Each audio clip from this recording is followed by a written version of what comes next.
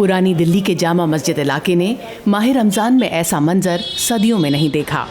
मस्जिद बंद, अगर कोई व्यक्ति लॉकडाउन का उल्लंघन करता हुआ पाया, रोजेदारों की चहल पहल की जगह घर पर रहने की अपील और बाजार की रौनक मांद। पहली बार जिंदगी में देखा मैंने ऐसा। मस्जिद में जाने का ताला लग गया मस्जिदों में, और जो है रास्ते शॉपिंग सब बंद हो गई। तो पहली बार ज़िंदगी रमज़ान ऐसे गुजरे, बहुत कठिन। लेकिन मैंने ईद जैसे लग भी नहीं रहा है। इवन बहुत से लोगों ने, मैं कहूँगा 90% लोगों ने कपड़े भी नहीं बनाए हैं। एक रीज़न ये कि शॉप्स नहीं खुली, दूसरे ये कि वो बोल रहे हैं कि किस खुशी में ईद मनाएंगे कि हमारा पड़ोसी भूखा है। मटिया महल ईद की खरीदारी के लिए दिल्ली का सबसे मशहूर बाजार है। 50 दिन से ज़्यादा के लॉकडाउन के बाद 20 मई से शाम 7 बजे तक दुकानें खोलने की इजाज़त मिली है, लेकिन लोग बाजार का रुख कर ही नहीं रहे। पूरे साल के जो टर्नओवर होता था उससे ज़्यादा टर्नओवर सिर्फ रमज़ान के होली मंथ में हो जाया करता था। और आप ये देख सकते हैं, पहले यहाँ पर एक काउंटर होता था जिसमें हमेशा स्टॉक रहता था।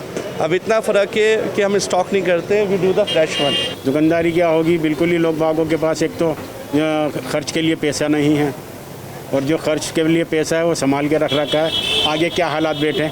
हर साल माह रमज़ान में जामा मस्जिद का पूरा इलाका दुल्हन की तरह सज जाता था। इलाके की मशहूर डिशेस का जायका चखने गैर मुस्लिम भी भारी तादाद में आते थे।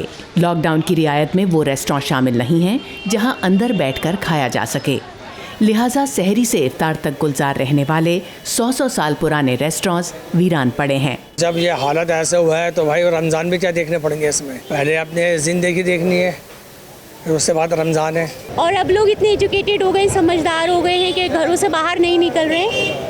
यहाँ के लोग तो मैं देख रही हूँ कि नहीं निकल रहे हैं। मैं भी बहुत मजबूरी में घर से बाहर निकली हूँ और घर पर ही ईद मनानी है। बड़े कारोबार करने वालों के लिए ये एक सीज़न का नुकसान है, लेकिन छोटे दुकानदारों और रोज कमाकर खाने वालों के लिए मसला अब पेट का हो गया है। अब जब हमारे पास पैसा ही नहीं है, काम ही नहीं है, तो हम पैसा कहाँ से लाएंगे, और कारोबार नहीं है तो बच्चों को कहाँ से खिलाएंगे और कैसे ईद मनाएंगे।